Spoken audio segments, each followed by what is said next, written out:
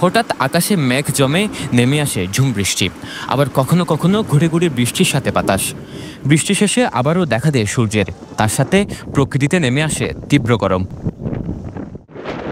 গত 14 এপ্রিলের পর থেকেই এভাবেই চলছে কক্সবাজারের আবহাওয়া।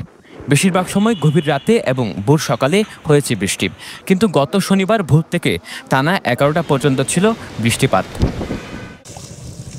তপ্ত গরমে বৃষ্টির স্বস্তি এনে দিলেও নিঃশ্বাস ভারী হয়ে উঠেছে লবণ চাষিদের। উৎপাদনের ধুম চলার মৌসুমে এমন বৃষ্টি বেশ ভোগান্তিতে ফেলেছে চাষিদের। অবশেষে লবণ চাষিদের জন্য সুসংবাদ দিয়েছে আবহাওয়া অধিদপ্তর। সোমবার থেকে টানা 1 সপ্তাহ বৃষ্টির সম্ভাবনা দেখছেন না সরকারের এই প্রতিষ্ঠানটি।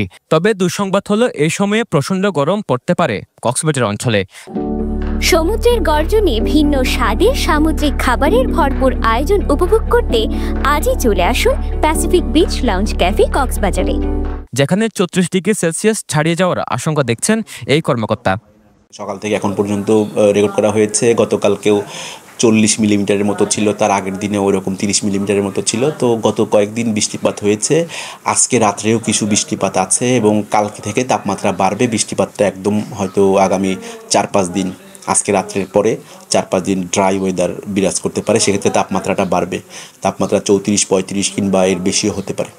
তবে আপাতত ঘূর্ণিঝড়ের কোনো পূর্বাভাস দেখছেন না আবহাওয়া অধিদপ্তর। এপ্রিলের শেষের দিকে অথবা মে মাসের শুরুতেই হওয়ার আশঙ্কা রয়েছে। চলবে না, এপ্রিল এবং মে মাস এটা হচ্ছে ঘূর্ণিঝড়ের মাস। এই সময়ে আমাদের যে কোনো সময় আসলে ঘূর্ণিঝড়ের সম্ভাবনা থাকতে পারে। তবে আপাতত আগামী 7-8 দিনের মধ্যে ঘূর্ণিঝড়ের সম্ভাবনা নেই।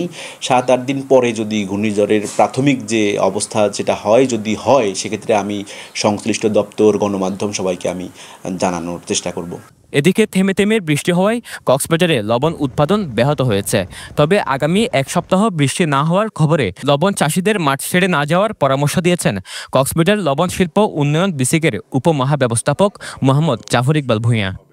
আমাদের চাষিদের প্রতি যেহেতু আমাদের এখনও চাহিদা অনুযায়ী, লক্ষ্যমাত্রা অনুযায়ী উৎপাদন হয়নি, আমরা চাষিদেরকে অনুরোধ করব যে তারা যেন একটু ধৈর্য ধরে অপেক্ষা করে, কারণ আবহাওয়া অধিদপ্তরের অনুযায়ী আগামী কাল থেকে হয়তো আবহাওয়া আবার ভালো হওয়া শুরু করবে এবং আগামী 1 সপ্তাহ আরও রোদ বা রৌদ্রোজ্জ্বল আবহাওয়া বিরাজ করবে বলে তারা বলল। তো চাষিদেরকে আমরা অনুরোধ করব তারা যেন মাঠ ছেড়ে না যায়, উৎপাদনটা যেন চালিয়ে যায়, যাতে করে আমরা আমাদের চাহিদা অনুযায়ী উৎপাদনটা করতে পারি। এদিকে বৃষ্টি হলেই শহর জুড়ে সৃষ্টি হয় জলাবদ্ধতা।